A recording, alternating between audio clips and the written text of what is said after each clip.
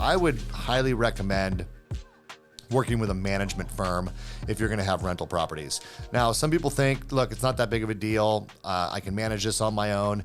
And I suppose that for some people that might go very well. But for me, I found that the one thing that has probably made me the most jaded about managing real estate is when I took on that responsibility myself versus just paying somebody to do it for me. What I found with having a property management company is that they do a lot of the scrubbing for you up front, right? They'll run the credit reports.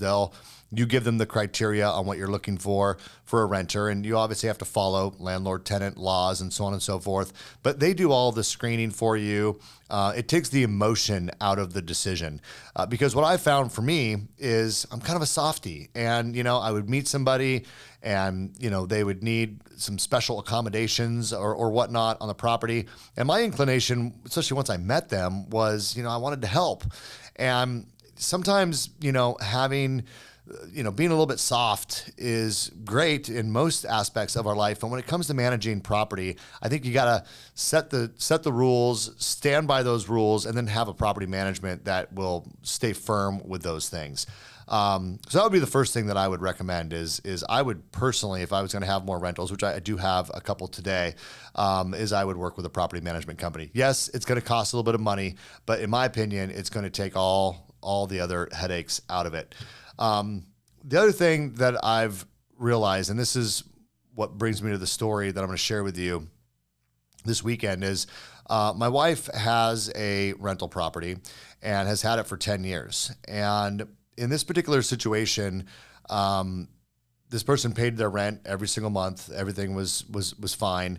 And when they first moved into the property, everything, seemed good as well. But what we didn't know is that the person, had not been keeping up on the property. And that's a wild understatement. I don't want to go into all the details, but the bottom line is we went to do an inspection of the property because frankly, we were going to sell it.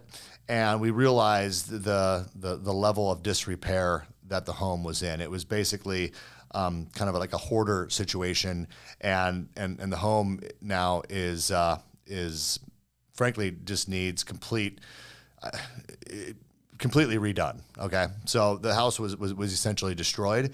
And what this brings me to is that there has to be an inspection of a property once a year at minimum, in my opinion. Now, again, there's landlord-tenant rules. There's timelines of notification that you have to give.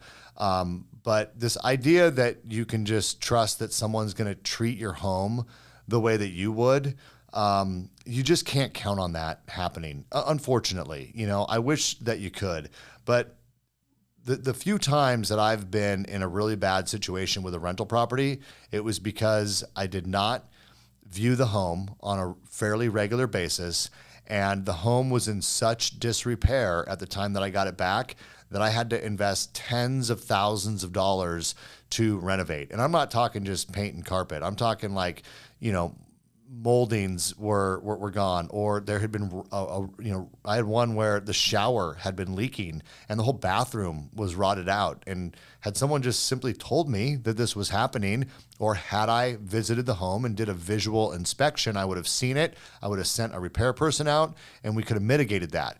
But by letting years and years pass before ever stepping foot in that property again, it's turned out to burn me on a number of occasions. And that's really what I want this episode to be about, is that, look, owning real estate for many people is probably the only way that you can leverage yourself into creating a significant amount of wealth. So I don't want to deter people from being a landlord or from owning investment properties. I just want you to think about it and not make the same mistakes, frankly, that I've made over the years. And I would say at the very top of your list is have a property management company. And second on that list, which your property management company should be doing this, but I would ask for a personal visual inspection of that property at minimum on an annual basis. Walk through, put your eyes on everything, look for leaks, look for any sort of infestation that might be in that property, look for things that are, deferred maintenance, how are they treating your home, so on and so forth. And make sure that they're adhering to your rental contract. I mean, it's important that you have, in my opinion, a very tight, tough, let's say, rental contract if you want to make sure that your home is preserved. But then you have to hold your tenants accountable to adhering to what's in those agreements. And the only way to do that is by checking in and viewing the property. Now, look, you can't just stop by the home, even though you own it. You don't get to do that, right? There's notice that you have to give.